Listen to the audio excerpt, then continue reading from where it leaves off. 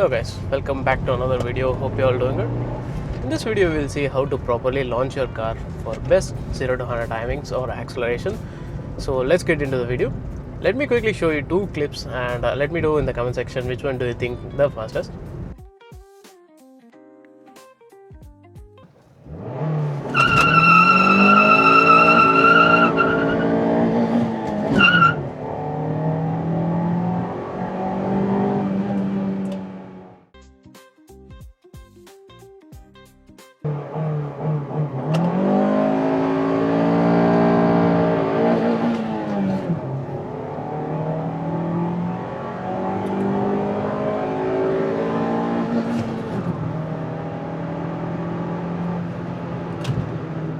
If you think the second one is the fastest, yes, it is.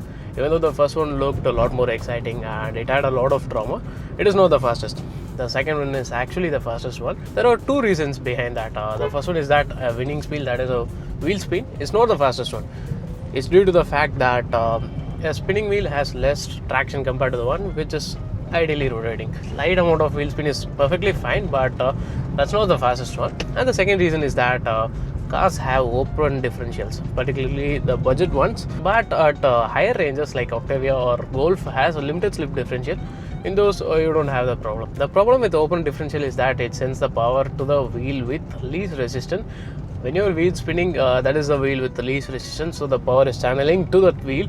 Let's say if you're spinning the left wheel, the right wheel is perfectly fine, but differential will be sending the power to the left wheel since it has the less traction. So ideally you will make a massive burnout, which you don't need for best acceleration timings, but that happens in an open differential. So these are the two factors. So you need to keep in mind that wheel spin is not the fastest one. So let's start with the things that you need to do before launching a car, that is a prep of a car. That's not maths actually. The first thing is that if your car comes with the traction control system, do turn it off, and if you also have a ESP, turn them off too. The reason behind it is that traction control system and launch control system is not the same. Traction control is more inclined towards the safety. When you want maximum acceleration, turn them off. So the second thing is that if you're running AC or any other loads to the engine, turn them off too, because that will consume some amount of power from the engine, which you don't want. And the third thing is that drive the car for some time so that the things get to the operating temperature. Don't just do a launch right away when it is cold. And that's about the prep of the car. If you want to do some more serious 0 to 100 or any drag, you might need to consider a lot more stuffs like tire pressure and all those things, but for daily driving purposes and having fun with the car, this should be good to go. Before doing a launch, you actually need to know your car. Knowing your car is that you need to know where the power band of the car is. What a power band is that it is a rev range between the maximum torque and the maximum power. You should be knowing that. You don't need to read a spec sheet and all. If you drive the car for some time, you would get to know where it produces peak torque and peak power. If you don't know, you can simply see the spec sheet. So a petrol Honda City like this will be producing max torque at 4500 rpm and the power will be around 6600 rpm. But if you drive a diesel car, this should be much different. It should be like 2500 rpm and 5000 rpm. Diesel cars don't rev much as petrol cars do. So that's the difference between a diesel and petrol, and every single car is very different. So you need to know them. Manufacturers also tune their car in a way that you can shift at red line and fall inside the power band in the next gear. So you don't need to necessarily see any spec sheet and all. Only thing is that you need to rev it till the red line. Now coming to the most important thing in launching a car perfectly is the clutch and throttle control. Caveat to that is that it burns the clutch a lot and it tend to heat up a lot. So you need to do it in intervals. You don't need to right away launch it back to back. It will cause a lot of damage to the car as well. So launching a car is in fact a clutch heavy process. What I mean is that it will eat some material out of the clutch. So you are burning the clutch, which should be fine, but make sure that you don't do it back to back. Let's continue with the POV view from now. As I was saying, you should be starting with the RPM where the car produces maximum torque for maximum acceleration. As I was saying, so 4500 RPM. As you can see, it has a rev limiter in that region, so you can rev up to that and launch. Let me just wait for the cars to clear. I'll just rev it to 4500.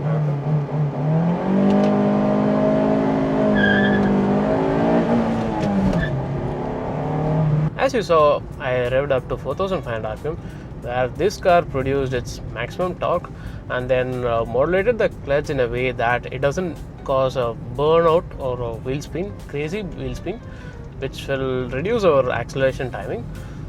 So this is what you should do.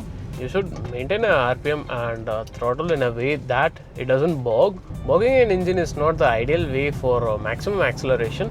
So you need to make sure that you need to give throttle in a way that it doesn't bog the engine, and modulate the clutch in a way that it doesn't cause a wheel spin, and also make sure you are at the limit of the grip levels of the car. You don't want to be way off in terms of the grip level. So this comes in practice only. You actually need to know the grip levels of the car to make a perfect launch. We are revving up to 4500 RPM and slowly releasing the clutch.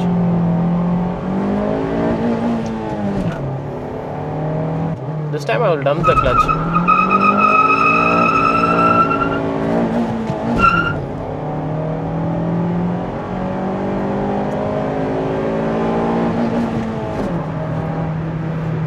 As you saw, even though that looked good and sounded really good, it made a lot of smoke as well.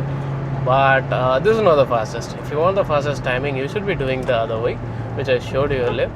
It takes a lot of practice as well. It's not something that you can do right away after knowing it. You need to know how to modulate the clutch, and you should be good with the throttle, and also you should feel the G forces of the car. That will tell you where the grip levels of the car will break. So this takes a lot of practice as well. So do practice it. You will definitely have a good launch after that. So that's it for this video.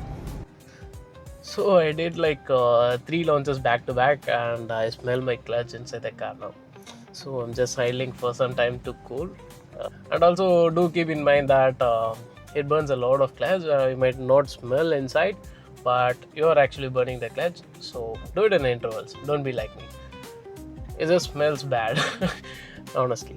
So it costed a lot to make this video in terms of clutch and the tire. So do leave a like and comment. And that's it for this video, guys. Hope you find this helpful. See you in the next video. Bye bye.